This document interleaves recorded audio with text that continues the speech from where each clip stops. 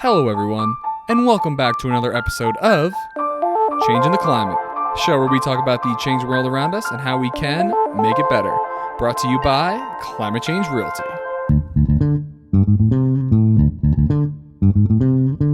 All right. Hello, everybody, and we are back with a very special episode of Changing the Climate this week. The first guest who reached out to me to be on the show. I am very excited to have Mr. Philip Ogren. Philip, thank you so much for being here. Thank you for having me on the show. This is quite a treat. Yeah, no, I'm honored to have you, man. Thanks so much for reaching out. It really means the world to me when people do so. And we always love to get the show started with a little bit of background on who you are and how you got to be doing what you're doing at the moment. Yeah, so I am a concerned citizen, so I'm not really credentialed in all the things I'm going to be talking about. I'm kind of an Perfect. armchair philosopher who loves to, be in dialogue and in conversation about a lot of these issues. But I didn't go to grad school in economics or urban planning or anything like that. But and I'm trained as a computer scientist. I work for a large software company. But I've been interested in land use and housing issues in Boulder. Kind of very focused on the Boulder area for 10 years or so. I think it got started reading this book, Suburban Nation. I don't know if you've heard of Suburban Nation, but it really sort of changed my life in a profound way. Made me really angry about like why cities are the way they are, and I had to sort of stop being I had to, stop. I couldn't enjoy suburban sprawl anymore after Right.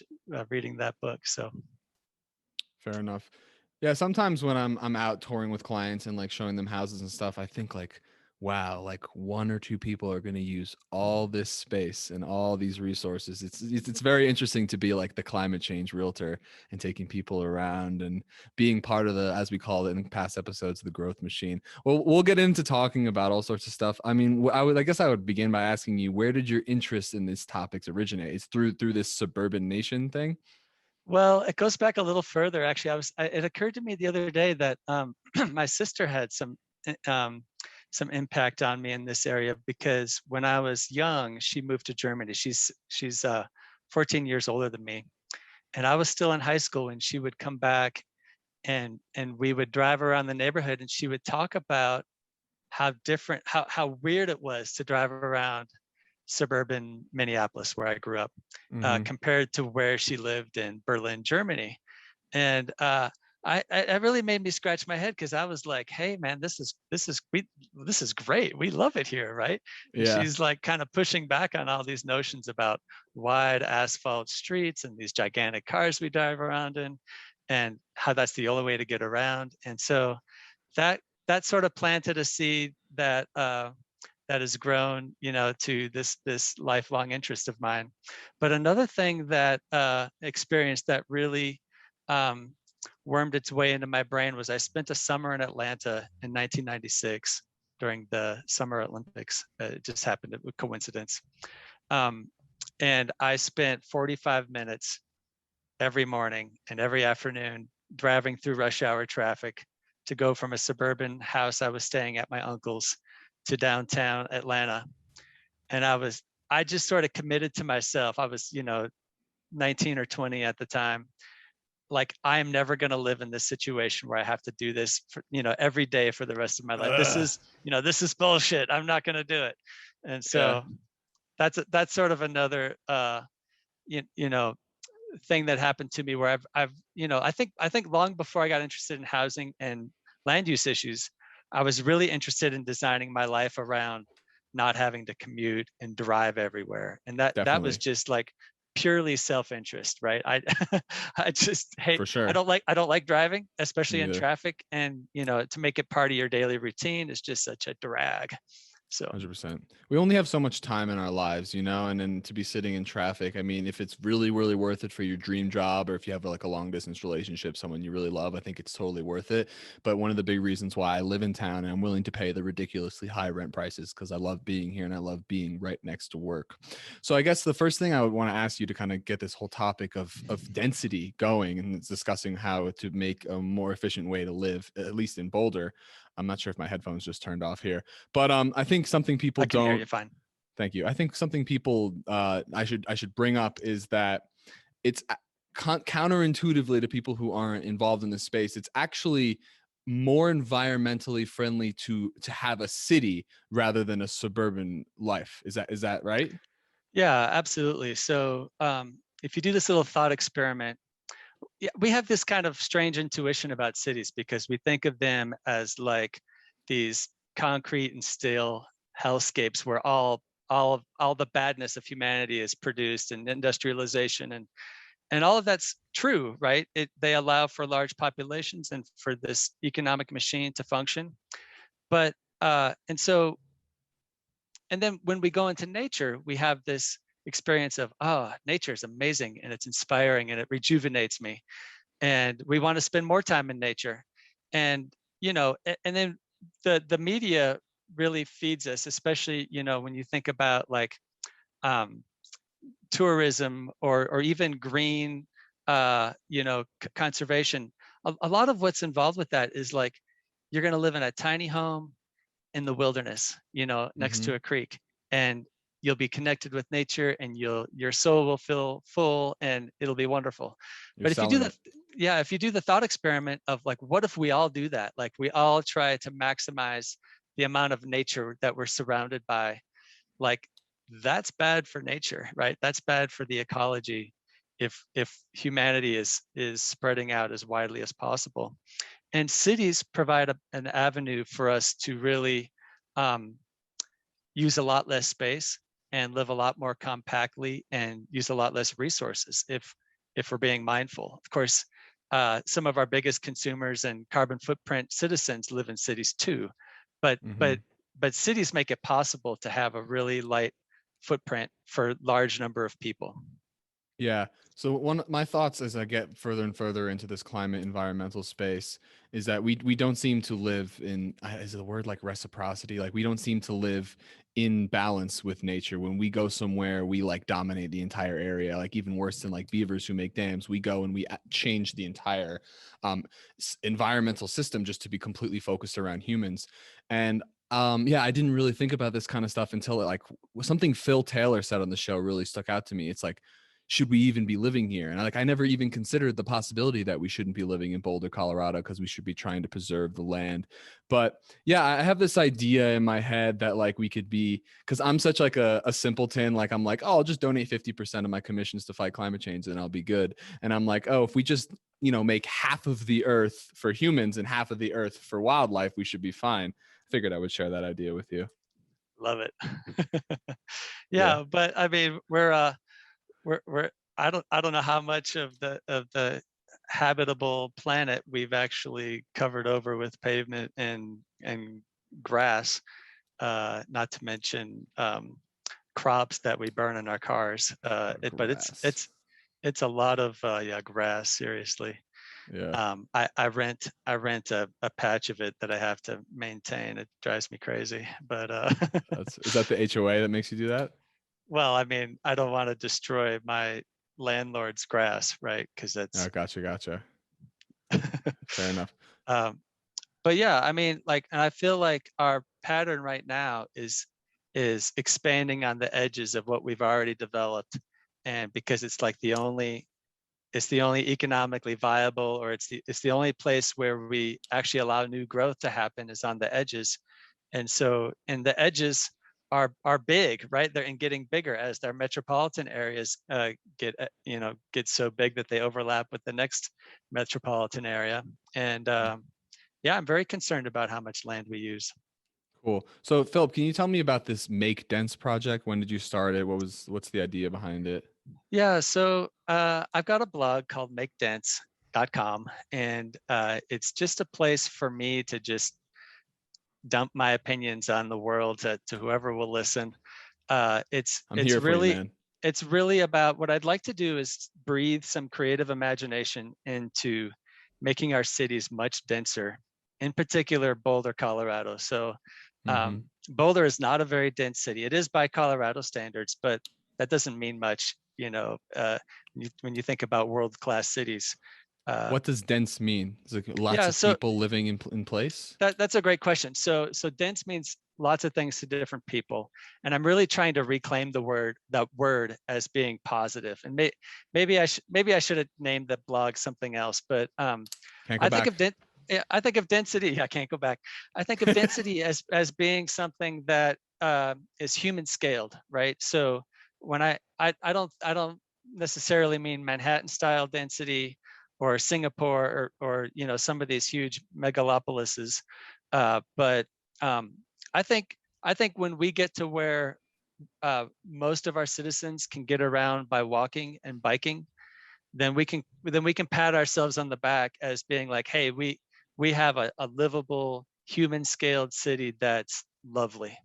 And I don't see any need to like try to maximize how much density you you can conceivably construct. But I do feel like if we believe there's a climate crisis, we're going to have to figure out how to get out of our cars. And we're not trying to very hard to figure out how to get out of our cars because we live in these structures that we've completely handed over to cars, right? We Hmm. live on wide streets. We have these huge freeways that go through our towns, and every assumption about our economic life assumes that you'll be able to go exactly where you want when you want in a car by yourself. And Right.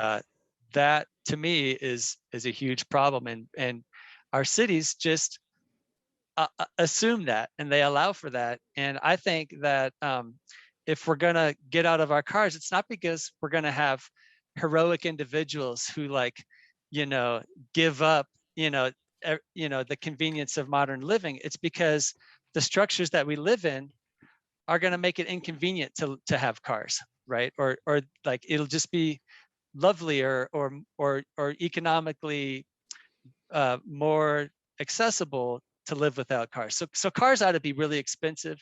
There ought to be a lot less parking for them, and we got to stop giving all of this space over to them. It's the contrary view as an American for sure. One thing I definitely noticed when I was living in the UK for a while is that they're much more focused on traveling via train or a walk or walking more so than the US. But one thing I'll say in response to that, and obviously I've discussed this with our mutual friend David Adamson at length about he was trying to edge me to get an electric car and then try to not to travel as much. But I am very much an environmental advocate. Obviously, most of my like business is based on that. I'm always trying to find a way to make the world a better place and create a better environment, and that's kind of what the point of this podcast is. But at the same time, I can't help my nature that I am an advocate of freedom as well. And one of the beautiful things about having the cars is being able to just pick up and be able to go wherever you want. So, what kind of response would you face to someone like that who's very adamant about being able to do whatever they want all the time? Yeah. So I, I'm also a big advocate of personal liberty, and I find like so. I consider myself a car light person. I'm not sure what the right noun is for that, but Sure. I don't own a car myself. My wife and my stepdaughter share a car, and I sometimes use that. So it's not like I'm completely foreign to driving around when I need to. Um, but I find it very liberating to not have to drive and park a car. Like one of the worst scenarios in my life is to have a chirpy young professional with a clipboard tell me how much it's going to cost to get my car out of the garage. To after Hmm. after I went in for an oil change, and I'm going to have to pay hundreds of dollars. And so there's an economic aspect to not owning a car that's liberating. I like to bike down to a local bar and have a few drinks and not worry about. I suppose I'm not supposed to be biking home drunk, but that's also a problem. But it's not as big a Yeah, problem as whatever. me driving a land yacht home drunk, right?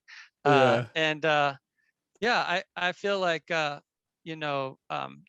there's all these logistics that we take for granted with cars. You have to go long distances, and you have to have a place to park the car. And when you live in a compact city, and most of us don't really have that much experience living without cars, but when you live in a compact city in a neighborhood where you can go where you need to on bikes and walking, it's liberating. I get to do all kinds of stuff in my neighborhood that feels great to me. So um, Yeah. Have you ever heard of the term lifestyle inflation? No, but I like it. Yeah, so that what the idea behind it is that when you start off as a young person making whatever, it's $40,000 a year, you go out with to drinks with your friends, whatever, then you get a raise, and let's say you were saving whatever $1,000 a month or something. I don't know. It doesn't matter what you were saving, but the theory behind lifestyle inflation is that when you get a raise, your mind somehow finds a way to just spend the rest of the money and spend the rest of the money. So what I wanted to ask you about this is that we've created this standard of living where we all live in these 3,000 square foot houses. We drive two cars. We use plastic water bottles. We do all these extremely wasteful things that Americans are now accustomed to.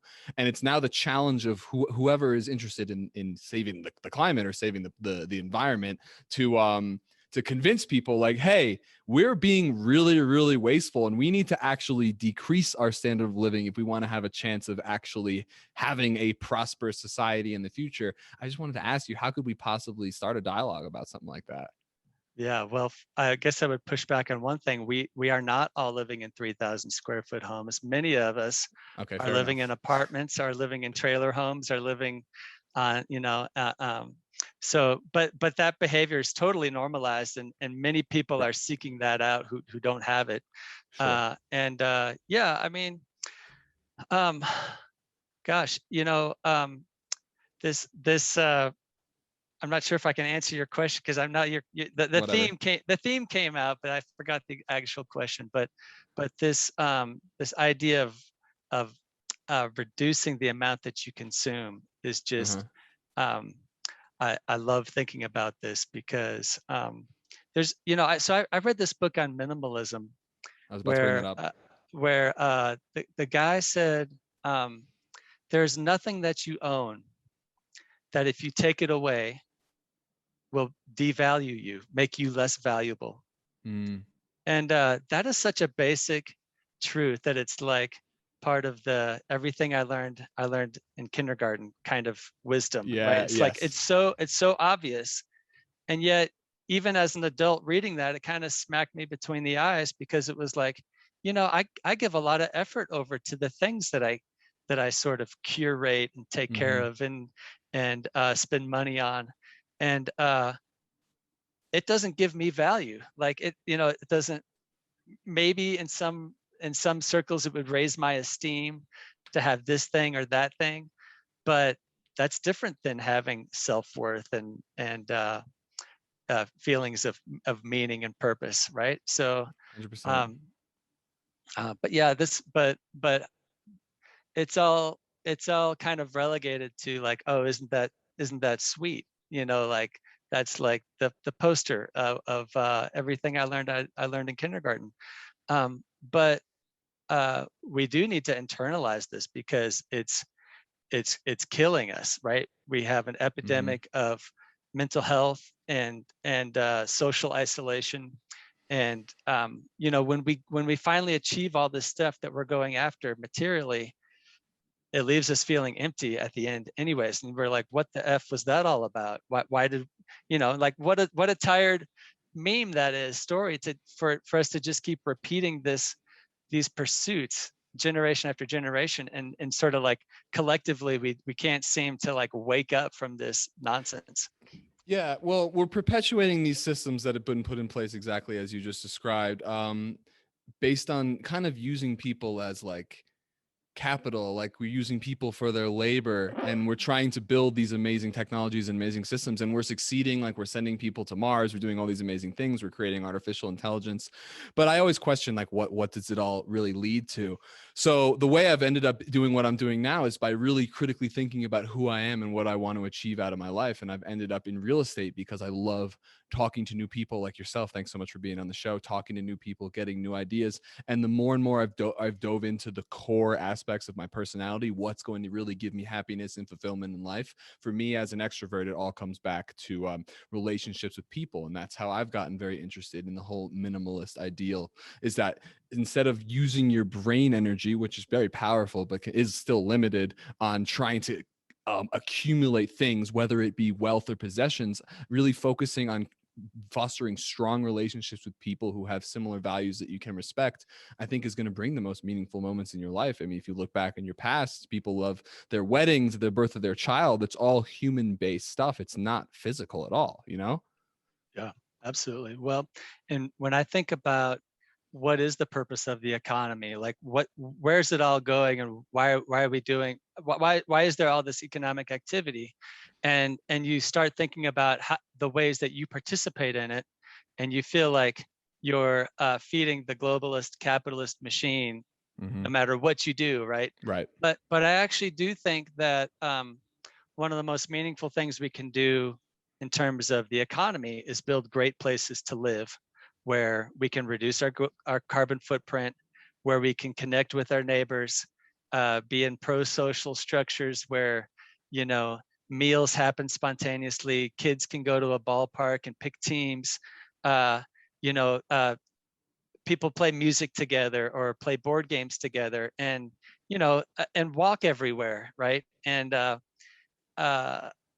yeah, so I feel like we collectively, especially in North America, we're not very good at building great cities. We are building sprawling suburbs that uh, are not interesting places to visit. They're soul crushing places to live in. They're isolating. You know, you can literally just sort of like click a button and have your luxury wheelchair pull you into your garage. Click another button so that no one even sees you go in or out of your Hmm. house. And yeah, I guess when I think about the ideal place I would love to live, and I know there's an aspect of it that's like I want to have a nice place to live where, and so there's an accumulation aspect in that sense. But um, to me, it doesn't have to be 3,000 square feet.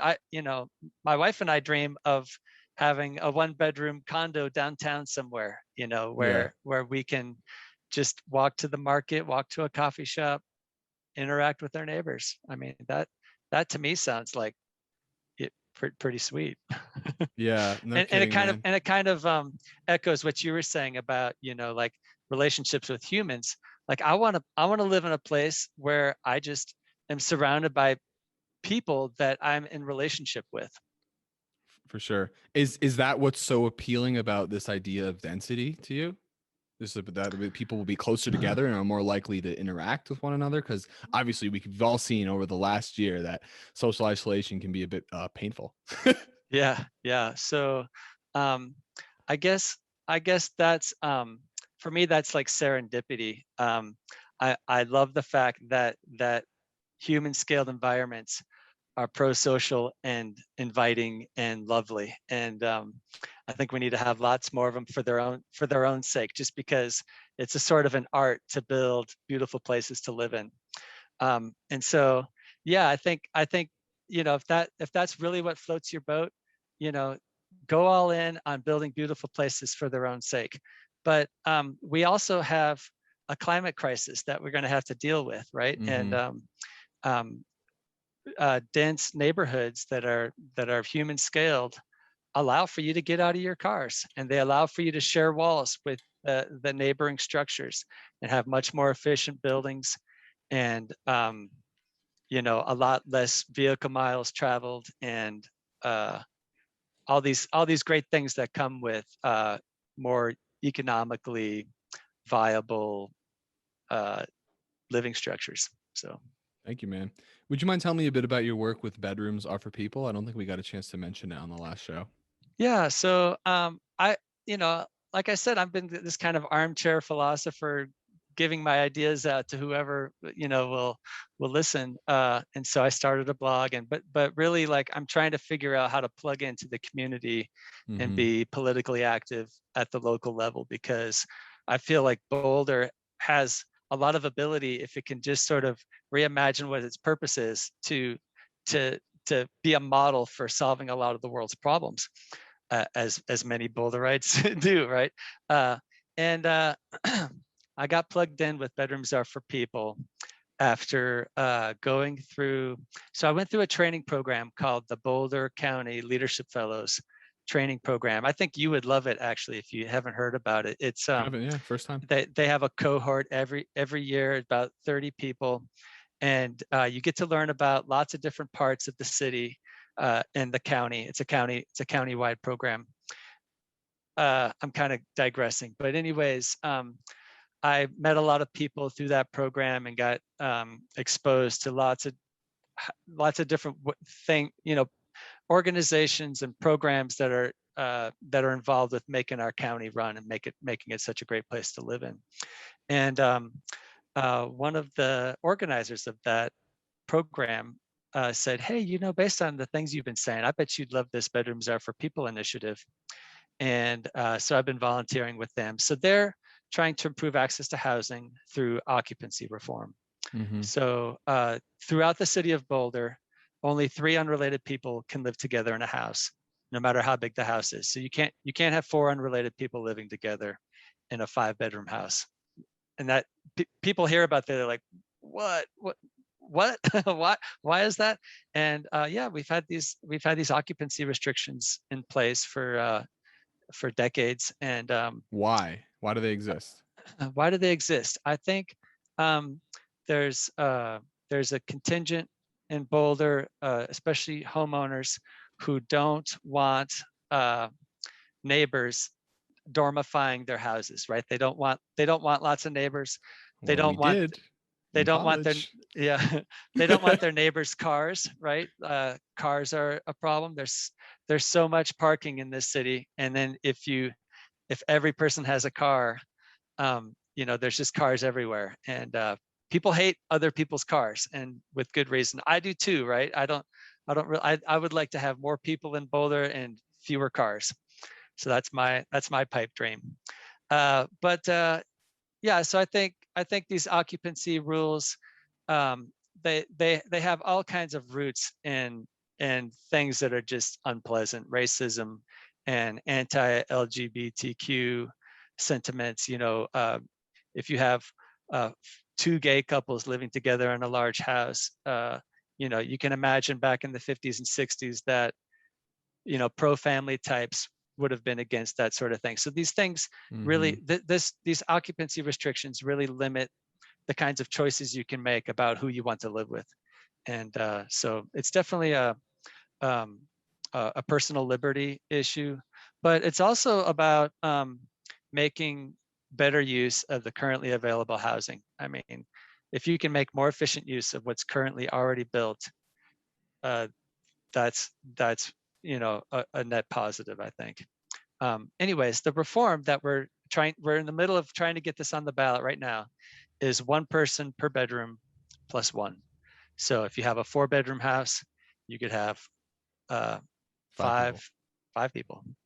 And so that's it. It's a pretty simple reform, and it has really wide appeal. I've been helping gather signatures. So it's an online petition system, which is kind of cool because it's like a first in the nation, first of its kind online democracy initiative. So uh, we've been having some good success. We're about almost 3/4 of the way there. We have to get over 3,000 signatures by June 6th, Mm-hmm. and just busting our butts trying to get the signatures we need.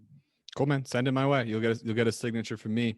Something Oh, you, great. yeah, man. One of the things you mentioned about using what we already have more efficiently really reminds me of. So my friend Leslie Glustrom, who was on the podcast, actually gave me this book, "A Finer Future," which by Hunter L. Lovins, who lives in Boulder, who I hope to hopefully have on the show at some point. And it's all about creating a like regenerative economy and service to life, and fixing all these issues that you and I are both interested in. But one of the most interesting things about fighting climate change that I've learned is that one of the most effective solutions is rather than like changing all, well, it is changing stuff around, is just actually energy efficiency, which is not even using, it is using less energy, but it's doing what we already do but in a better way. And I think people who are into like capitalism and entrepreneurship can totally get on board with that, because it's like if we make I don't know, a car, let's say uses 10,000 joules, and then we have a car that uses 6,000 joules, but is faster and lasts longer. It's a win-win for everyone. So it's like a way to really incentivize people in the markets to be like, hey, energy efficiency is like one of the biggest solutions to climate change. I figured I would just throw that into this chat. Yeah, so I mean, housing efficiency is another There you big go. place where we can make gains, and it's not just about having better insulation and solar panels on your house. It's about putting people into bedrooms that are close to places that where they can work, right? Hmm. So, and a huge demographic trend going on in Boulder is empty nesters who stay in their large house by themselves, right? Met a couple To today. to yeah, two elderly people. I mean, there's just lots of places, lots of houses that are occupied by two older people or fewer. Um, Huge house, huge yard, and in proximity to transit centers and places to work. And I just sort of feel like we need to normalize making better use of those houses. I'm not saying that people should be forced to be to at a Vacate. certain age you should be forced to sell your home to whatever. I'm not saying that, but I'm just saying like um, normalizing the behavior of having houses that are filled with people ought to be something that's just like not something, like we I don't know why, but people resist that. They're just like it makes them angry thinking about, oh, there'll be more people. But Yeah. for generations actually, you built your house as you had more people in your family. And Hmm. then if you were short on money, you would rent out a room or two or three rooms to have a boarder, who worked in the city. And it to me it just makes a lot of sense to we have so many big houses in Boulder that Hmm. are just mostly empty most of It's the de- time. it's It's definitely crazy. true. I It's mean, crazy to me. well, people have vacation homes here too, as well. But like, how would you respond? Like, I respect what you're saying. I'm not going to deny it at all. But how would you respond to someone who says, you're talking about the old man who, his wife has passed away and he's sitting in his 3,000 square foot house, just not using the space that much. Probably maybe he goes from his bedroom to the living room. What would you say to someone who says, and that's their right as an American to be able to do that? That's the American dream. Well, that I mean, gosh, uh, my brain goes in like five directions with that question. But that sounds like a nightmare to me to be isolated and by yourself in a large Sure. house. And like for myself, when I think about the kind of space I would like to retire into, I Hmm. certainly don't want to be stuck in the suburbs where I have to drive everywhere because at some point I won't be able to drive anymore, right?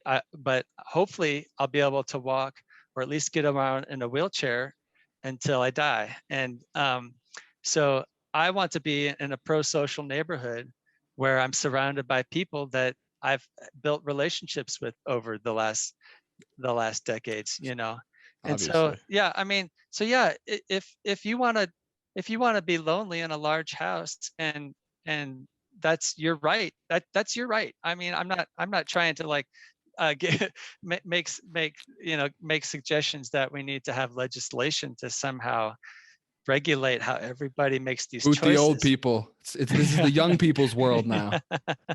Yeah. Yeah, but I would say that collectively as a society, um, to allow that to happen um, in a way where it's normalized, where that seems like this happens all the time. Right now. Yeah. Yeah, right now it means that collectively the land that this is happening on is way undervalued and way underutilized. Hmm. And the reason the land, I mean, from my perspective, the reason the land is undervalued is because we just don't allow for much to happen on it, right? We have single family zoning that just doesn't allow for creative reimagination of how to use this parcel or how to aggregate parcels or how to just re-engineer all of it. And I think um, I think we need to have more imagination around this because Cool. our neighborhoods are lonely and they're they're they're oversized, and we could rebuild things. And I know a kind of a theme that I keep hearing. I've listened to a few of your episodes now. Is you don't want to coerce people into having to restructure a parcel or have their neighborhood restructured. But I actually feel like markets really want to change housing, right? And of Hmm. course that adds a lot of fear because markets can behave pathologically. But I guess my response to that is, they're behaving very pathologically right now. They're badly broken, and they're causing paranoia and greed in the way we approach wealth accumulation and the way we approach property rights. And I think that we could liberalize the way people can use land in a way that would make everybody relax, like if this property, I'm renting a house here in South Boulder, and Hmm. it's one of these typical, like, it's probably more like 2,000 square feet on a quarter acre.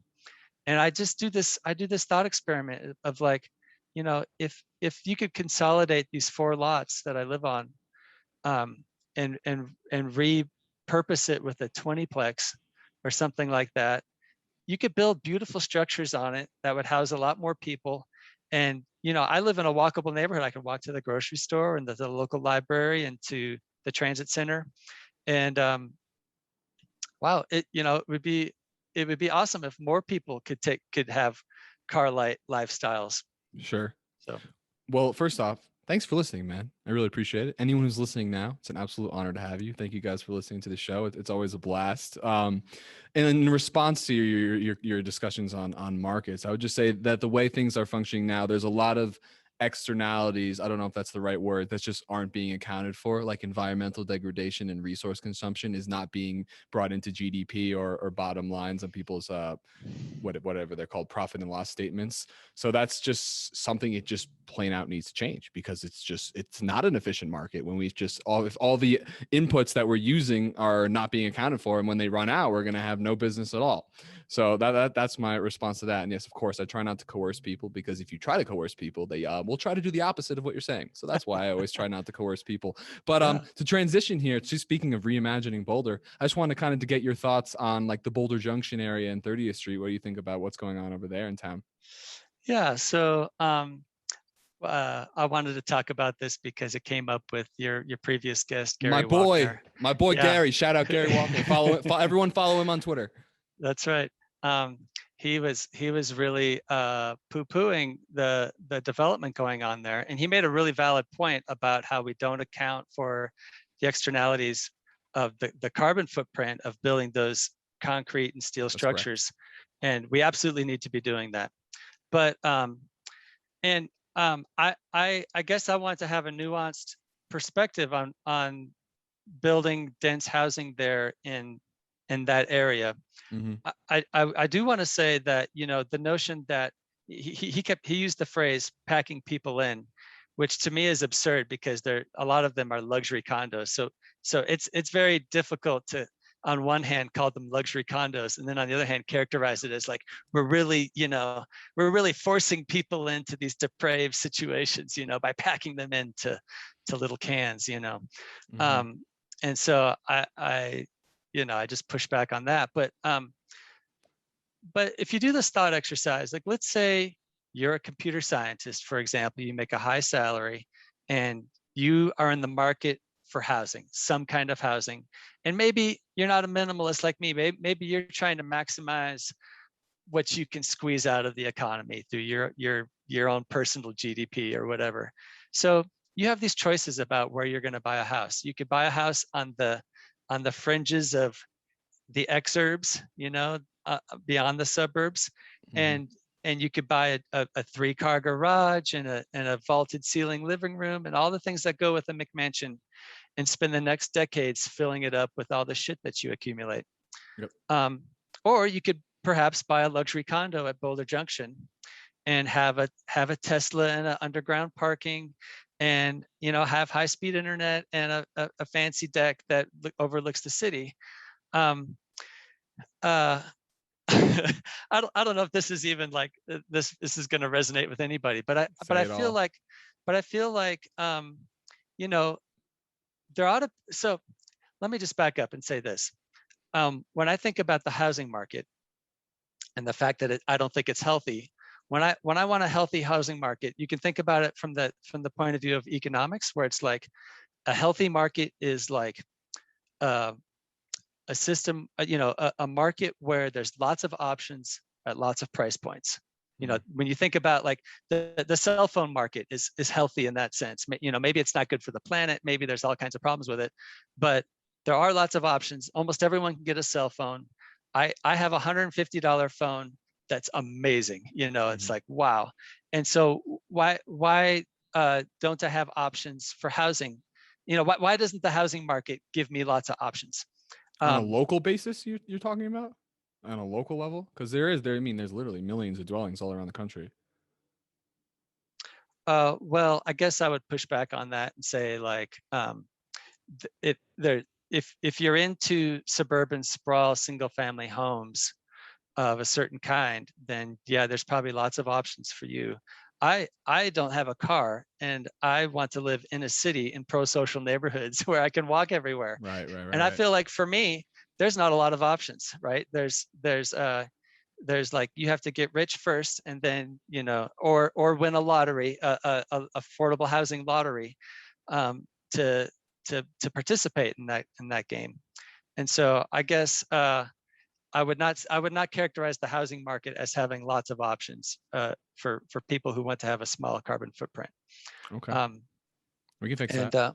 yeah, so I think Boulder Junction allows for um, people to live close to work, close to grocery stores and shopping, and anyone who lives in that neighborhood can give up their car if they set their mind to it, right? I would Sure. not recommend if you live out in Erie in a McMansion. I can't recommend to you that you give up your car. You're probably going to need it for the foreseeable future for everything, right? Mhm. Um, and but Boulder Junction, you know, there's a car share in the parking ramp there at the transit center. There's bike paths that just lead in several directions from that area, and really what they ought to do with those neighborhoods is decouple the parking from the occupancy from the units. And if you want fewer cars, make it a lot more expensive to own and store a car in those neighborhoods. Well, Philip, thank you for sharing your thoughts. It's been a pleasure to talk to you today. What else are you up to, man? You starting a podcast? Oh yes, so we we mentioned David Adamson before. So he's a somewhat you introduced me to, as it turns out. Thank you. No worries. Um, and we've been collaborating on a podcast this year since the beginning of the new year, and it's called Sharing Boulder, Mhm. and it's going to be at sharingboulder.us. And we have about 4 episodes that we're pretty much done with. Two more in the works. I think we're going to try to have a cadence of one every 2 weeks on Sunday afternoons. And yeah, the first episode, I'm I think I'm all done editing it. I just need to work out the distribution. So maybe you have some tips for me there. Yeah, But I'll put it on my website so people can check it out. cool. And well, I mean distribution in terms of the actual physical uploading the MP3s and MP4s and stuff. We But can chat. We can chat. yeah, yeah, for sure. And so, and then we interviewed Aaron Brockett, who's on the city council, and Dave Ensign, who is the senior member of the Boulder Planning Board, and we've interviewed each other a couple times, and so that's our first 4 episodes, Love and it. yeah, I'm excited to dive into more of the issues around housing and land use in Boulder and trying to like really change hearts and minds because we're not our creative imagination isn't solving these problems very quickly. We are kind Mm, of stuck in old mindsets and old paradigms about uh, what Boulder is and what cities are, and I just think they could be so much better, and you know, sort of save the planet at the same time. yeah. Well, Philip, thank you for the work you're doing, man. I appreciate the passion behind what you're doing. I appreciate the desire to create a better world because I think we always need to be trying to strive towards that. It's been nice talking to you today. Two final quick questions. Oh, maybe not necessarily quick, but I wanted to get your advice. So everyone check out Sharing Boulder. It'll be on Climate Change Realty's website as well, just to give them a little extra boost of publicity. But how did you find topics that you're passionate about? How did you stumble upon this stuff? What advice do you have to someone who's maybe young and doesn't exactly know what they're interested in and wants to be involved with big issues or on a community level? How would you recommend someone find something that they could be passionate about? That's a great question. I think listening to podcasts is a great way to hear little snippets. You know, like a good podcaster has a way of bringing out a person's life's work. And Hmm. I just listen to podcasts voraciously, and it it uh, um, it helps me connect a lot of dots. I don't feel like I have time to read all the books in the world that I would love to read. I Hmm. obviously recommend reading books. I think Sure. I've had a lot of books that really changed my life. Um, but I think you know uh, if you just sort of let the marketplace of ideas have its way with you, you sort of turn into a button clicking pleasure bot that just Mm, scrolls through, or just YouTubes or whatever, or binge watches a show. You end up just watching Netflix. And I think it's important to be intentional about what you consume, um, what you decide to read, who you decide to listen to, because if you don't, you're just going to be uninspired and entertained. And mhm. uh, so yeah, I guess I've tried to really listen to people, and through podcasts, through conversation, um, and yeah, my initial interest in housing uh, uh, didn't come about. I didn't start off with an interest in housing. I have interests in all kinds of things, like Yeah. social justice issues. Like one issue I'm really concerned and have a lot of passion for is immigration. And Okay. the way we deal with immigrants in our country is unconscionable to me. Mhm. And you know, and there's lots to say about that. I have concerns about our racist structures um, of our society that Sure. continue to perpetuate. But for me, the thing that just keeps connect, these different dots that keep connecting, is like the cities we live in are not beautiful. They're not fair. They're not inviting and welcoming. They're expensive and they're exclusive. And I, like, to me, it becomes this bottleneck for uncorking human potential. And so that's how I got interested in housing and land use, because if we can kind of sort that out, um, and really, like, the bottleneck and the cork in when it comes to land use is the zoning regulations. And it's not very sexy, and it's kind of arcane, it's very technical.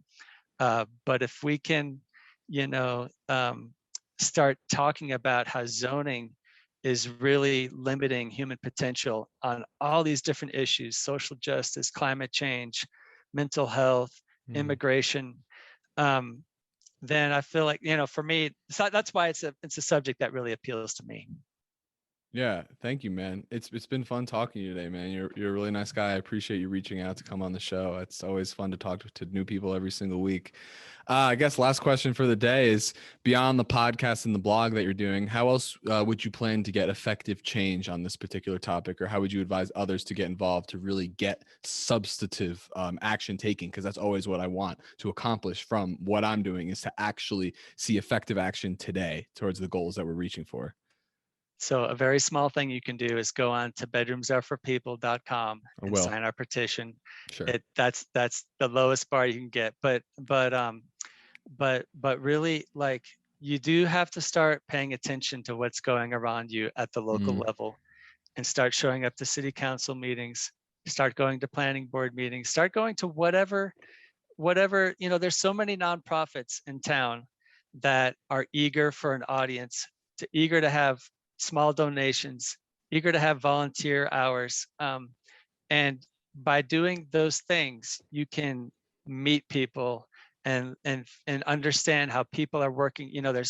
There's lots of work to be done, and it's sort of like there's just like this matching issue of like, how do you take people who are interested in changing the world and match them up with the people who are changing the world and just need more help.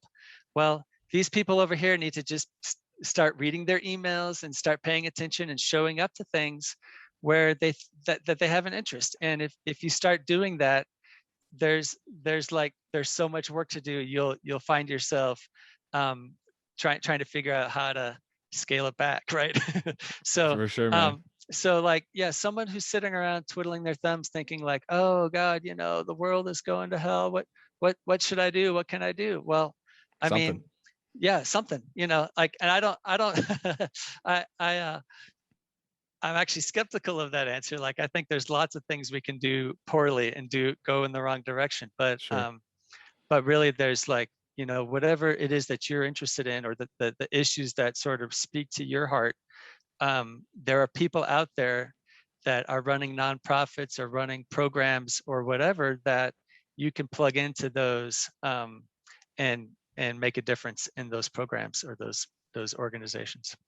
Thank you. Yeah, and one thing I always try to show people with my business and with the podcast is that one person really can make a difference, especially in the United States, where the whole world has their eye on what we're doing. So really, if you were able to move one city in one direction, and it's a city like Boulder that other cities are looking at as an example, it really just can take one one drop to move the ocean or something like that. So Philip, man, it's been a real pleasure talking to you today. Thanks so much for coming on the podcast.